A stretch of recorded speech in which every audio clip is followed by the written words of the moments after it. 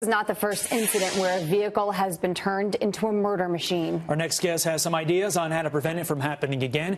Former member of the Israeli Special Operations Counterterrorism Unit, Aaron Cohen, joins us now. Aaron, as always, good to see you. But again, under circumstances like this, last time we spoke, I believe it was during the Barcelona attack, and we mentioned Jersey barriers or those stanchions that pop up. Are we in a situation now where we really need those in every single public area, in every single city and town in America?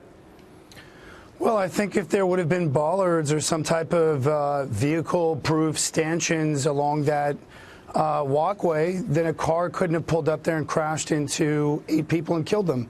That's the reality.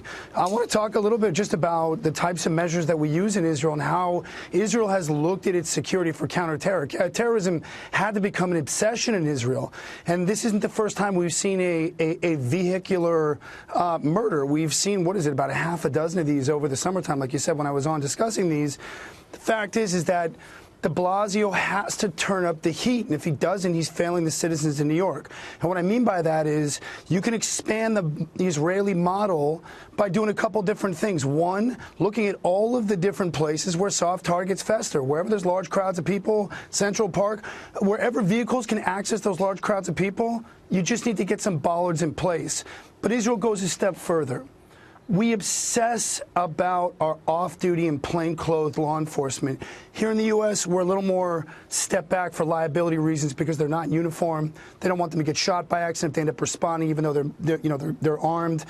In Israel, we look at our off-duty as a critical security layer, and they go through an additional 40 to 100 hours of active shooter counter-terror tactical response training. And there's over 1 million sworn law enforcement officers, guys, here in this country. Think about it. There can only be so many cops on duty, which leaves us with how many hundreds of thousands off-duty. NYPD can't do it all while they're in uniform.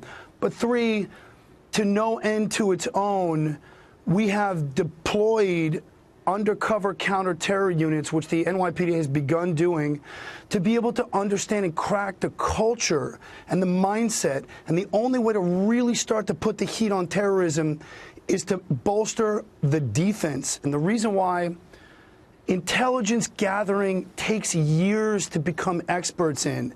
So if it's going to take us another 10 to 20 years to figure this out, which it very well could, the defense has to be realistic. And I think everybody here is tired of bad security in this country. It's time to put the bollards. It's time to boost the personal security from the private companies and get them in those places where bags can be checked. And let's get the bollards up and let's get the police the assistance they need. They can't do everything. Well, and I think people are also tired of talking about yet another vehicle attack. This is the 9th ISIS-inspired or directed one since July of last year. So my question to you is, as regular civilians, as people who walk these streets every single day, like millions of other Americans, what can we be doing?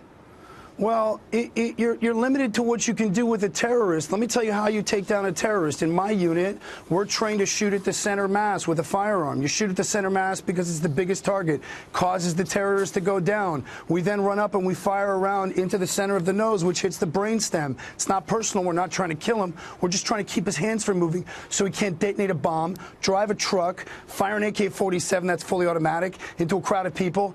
But that's armed response. In the city of New York, it does not allow civilians to be able to carry weapons. I will say this. A properly armed, trained civilian could have saved lives, but New York isn't ready to go there. Aaron Los Angeles isn't ready to go there. I'm sorry to cut you off, but we are up against a hard break. We're going to lose you. Thank you for joining us this morning, and we'll be right back.